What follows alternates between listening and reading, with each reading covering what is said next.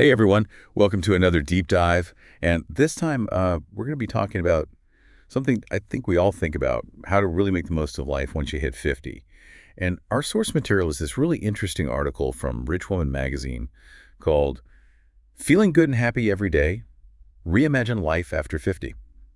It's by Dr. Marina Nani, and honestly, the title alone just totally grabbed my attention. It is catchy, isn't it? It is, Yeah. because it's not just about, aging gracefully. It's about really rediscovering yourself and what you want. Almost like you're hitting your reset button and writing this whole new chapter for yourself. Yeah, that reset idea is really powerful. It speaks to this idea that change is possible at any stage of life. And we often get stuck in these routines and roles, especially as we get older, after 50. But what if we could actually kind of shift gears and rediscover the things that really, light us up? Exactly. And that's exactly what Dr. Nani did. She starts the article talking about looking in the mirror one day and not even recognizing herself. All she saw were the roles she'd played: woman, wife, mother, widow, friend. But the core her, felt lost somewhere along the way. Have you ever felt that? Oh, absolutely. Like the roles you play have overshadowed who you are at your core? It's so common, especially as we go through different life stages. I mean, think about it. For years, maybe decades, we pour ourselves into these roles, and it's easy to kind of lose sight of our own passions and dreams. Sometimes it happens gradually. Sometimes it's a sudden event that forces us to confront that question of who am I now? And for Dr. Nani, it was kind of a combination of things: becoming an empty nester, the loss of her husband, and hitting a milestone birthday. She even talks about trying to kind of drown out those feelings by staying busy all the time, leading sales teams, remodeling her house, anything to avoid facing that inner void. It's a classic avoidance tactic. It makes sense, though, right? Facing those big questions about life can be really daunting. But her story shows something really important. Eventually, those questions demand to be answered. We can try to distract ourselves, but deep down, that yearning for self-discovery, it often persists. And her turning point came when she found a box of her old journals. Reading them was like being reintroduced to a younger version of herself, the one who dreamed of seeing New York City at midnight, writing stories that moved people, mastering Chopin's nocturnes on the piano. Wow. It makes you think, what dreams or aspirations did you have that maybe got tucked away as life got busy? It's not about regretting the path we took, but about recognizing that those early desires, they often hold clues to what we truly are passionate about and what our values are. It's like those dreams were just dormant, just waiting to be reawakened. And Dr. Nani emphasizes that reimagining your life doesn't have to mean, making these huge sweeping changes all at once. She talks about the power of taking small steps, things like daily walks in nature, starting a journaling practice, signing up for that painting class you've always been curious about. Do you find that even those small actions can make a real difference over time? Absolutely. Neuroscience actually shows that small, consistent actions create these new pathways in the brain, and these lead to lasting change. One technique that I find really helpful is habit stacking. It's where you attach a new habit that you want to build to an existing one. So, if you already have a morning coffee routine, maybe you add in 5 minutes of journaling right after. It's about making those small shifts that over time have a cumulative effect. I love that habit stacking. I'm going to try that. And speaking of small but impactful actions, Dr. Nani talks a lot about self-care. Not in a, pampering spa day kind of way, but more about recognizing that taking care of yourself mentally, emotionally, physically is essential for rediscovering who you are and what you want. Yes, it's about shifting from this mindset of self-care as selfish to self-care as essential, especially after 50, when we may have spent years, prioritizing others. It's crucial to reclaim that space for ourselves. It's not about neglecting our responsibilities, but about realizing we can't pour from an empty cup. Right? We need to replenish ourselves to show up fully for others. I love how Dr. Nani puts it. She says, self-care isn't a luxury, it's an act of self-preservation. It's about realizing that we deserve care and attention just as much as anyone else in our lives. And by prioritizing our well-being, we actually create this ripple effect of positivity outward. Exactly. And that leads us to one of the most interesting parts of Dr. Nani's philosophy: social edification. Now, the article doesn't go into a ton of detail defining this term. Honestly, I was a little confused by that part. I get that it's about more than just personal growth, but I'm not sure I fully grasp what social edification means, in practice. Right. It is a bit of a mystery. But looking at the context, it seems to suggest this idea, as we rediscover and reimagine ourselves, that personal transformation can positively impact our communities and the world around us. So it's like this cycle. We take care of ourselves, we rediscover our passions and purpose, and then we use that energy to make a difference. That seems to be the essence of it. It's about recognizing our personal growth isn't just for us. It has potential to ripple outwards, to inspire and uplift others. It's about recognizing how interconnected our lives are. This is where things get really interesting. I want to unpack this idea of social edification more. What do you say we dive deeper into that in the next part of our deep dive? Absolutely. There's so much to explore here, especially in terms of how we can all contribute to a more, fair, happier society, as Dr. Nani puts it. I'm curious to see what examples she offers and how we can apply these concepts to our own lives.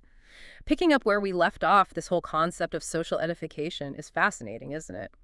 It's like Dr. Nani is saying that personal growth isn't just this inward journey. It's also about how we can use that growth to actually make a positive impact out in the world. Yeah, it's perspective I hadn't really considered before reading this article. I think it's easy to get caught up in the idea that self-improvement is all about ourselves. But I'm starting to see how our individual, transformations can have these ripple effects that extend way beyond our own lives. Exactly. It's about recognizing that we're all interconnected and our actions, even the small ones, can contribute to, a larger good.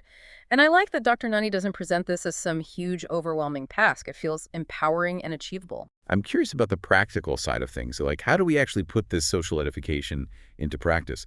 The article mentions things like running red carpet events and offering online courses, which sounds interesting, but also a bit vague. It does leave some room for interpretation, right? But I think the takeaway is that social edification can take many forms. For Dr. Nani, it seems to involve creating platforms that empower others to share their stories and expertise. So maybe those red carpet events are about celebrating people's achievements and creating this sense of community and recognition. And the courses she offers, Blog Genius, Book Genius, Podcast Genius, maybe those are about giving people the tools and support they need to, amplify their voices and share their knowledge with a wider audience. That's a great interpretation. It seems like she believes that everyone has something valuable to offer, and that by encouraging people to share their unique gifts and perspectives, we create this richer and more vibrant society. There's also this mention of something called Make the News, or MTN. Any ideas what that might be about? It's another one of those intriguing but not fully explained details in the article. From what I gather, MTN seems to be an initiative focused on addressing systemic inequalities and creating opportunities for people who have been, marginalized or overlooked. Wow, that's impressive. It sounds like she's really putting her money where her mouth is when it comes to social edification. It certainly seems that way. Her work spans from, personal transformation to community building to tackling larger societal issues. It's a reminder that our capacity for growth and impact goes way beyond ourselves. This makes me think about all those times I've hesitated to share my own experiences or ideas, thinking they weren't important or that no one would care. But what if by holding back, I'm actually depriving the world of something valuable? What's fascinating here is how Dr. Nani challenges that self-doubt. She encourages us to embrace who we truly are, to recognize our worth, and to believe that our voices and contributions matter. It's almost like she's saying by embracing our uniqueness and sharing it with the world we're participating in, this larger act of social edification. Exactly. It's a collective effort, this shared journey of growth and transformation. And it makes you wonder, what kind of impact could we have if we all embrace this philosophy? What if we all actively looked for ways to uplift and empower those around us? The article also mentions that Dr. Nani is the editor-in-chief of Rich Woman magazine and the founder of Sovereign magazine. I'm wondering if those roles play into her concept of social edification as well. That's a great question. Both publications seem to align with her message of empowerment and self-determination. Rich Woman magazine focuses on financial independence and success, while Sovereign magazine, I'm guessing, promotes autonomy and self-governance. It's like she created these platforms to amplify the voices and stories of women who are breaking free from societal constraints and, creating lives on their own terms. It's interesting how she combines these different threads: personal development, financial empowerment, the social impact. It's a very holistic approach. It is. It highlights how interconnected our lives are. Our financial well-being can significantly impact our sense of agency and our ability to pursue our passions. Our personal growth can inspire us to make a difference in our communities, and the positive impact we have on others can fuel our sense of purpose and fulfillment. It's like this beautiful cycle of empowerment and contribution with social edification at the center of it all. I think you've got it. It's about recognizing that we're not just these isolated individuals, striving for personal gain. We're part of this larger web of interconnectedness, and our actions have the power to create positive change that ripples outwards, touching the lives of others and making the world a better place. As we've been talking about this whole social edification thing, I keep thinking about the title of the article, Feeling Good and Happy Every Day. It's so simple, but also powerful, Right. And it seems like Dr. Nani is saying that this feeling of well-being isn't just, a byproduct of personal growth. It's actually a key ingredient in making a positive impact on the world. Yeah, it's like she's saying that our own happiness and fulfillment kind of become this wellspring of energy, and then we can channel that outwards to create positive change. It's not about, neglecting our own needs for some greater good. It's about realizing that our personal well-being is tied to the well-being of our communities and the world around us.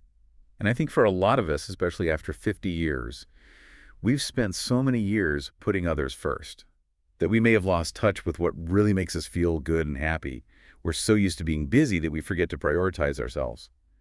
But what she seems to be saying is that by rediscovering the things that bring us joy, we become more capable of contributing to something bigger than ourselves. It's so true. It's not selfish to prioritize our own happiness. It's actually an act of service. When we feel good, when we're filled with joy and gratitude, we naturally share that positivity with others. We become more patient, more compassionate, more generous, more willing to help. I love that. It's like she's encouraging us to be the change we want to see. Exactly. And she gives us some practical tools to put this all into action. She mentions the Reimagine Life After 50 journal, which sounds like a great resource for anyone who feels stuck. Well, that sounds interesting. Does she talk about that more in the article? Yeah, she describes it as a safe space to reflect, dream, and take small, actionable steps towards a more fulfilling life. It encourages intentional living and questioning those lifestyle choices we might not have looked at before. It's like giving ourselves permission to pause, to step back, and really ask, what do I want this next chapter to look like? What brings me joy? What kind of impact do I want to have? Exactly. It's recognizing we have the power to shape our own experiences. And it's never too late to change. Well, I think we covered a lot today. We explored Dr. Nani's personal journey of reimagining life after 50. We dove into social edification. And we even touched on some practical tools for personal growth. We did. It's been a really interesting conversation, and I hope our listeners found it as thought-provoking as we have. Absolutely. So as we wrap up this deep dive, what would you say is the most important message for our listeners?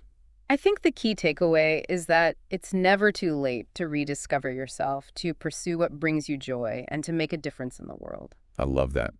Dr. Nani reminds us that age isn't a limit to growth or happiness or making a difference. And on that note, I'd like to leave our listeners with this. If you could reimagine your life after 50, what would be different? What small step can you take today to move towards that vision? That's a great question to think about. Thanks for joining us on this deep dive. And remember, like Dr. Nani says, the most extraordinary chapter of your story is the one you're about to write.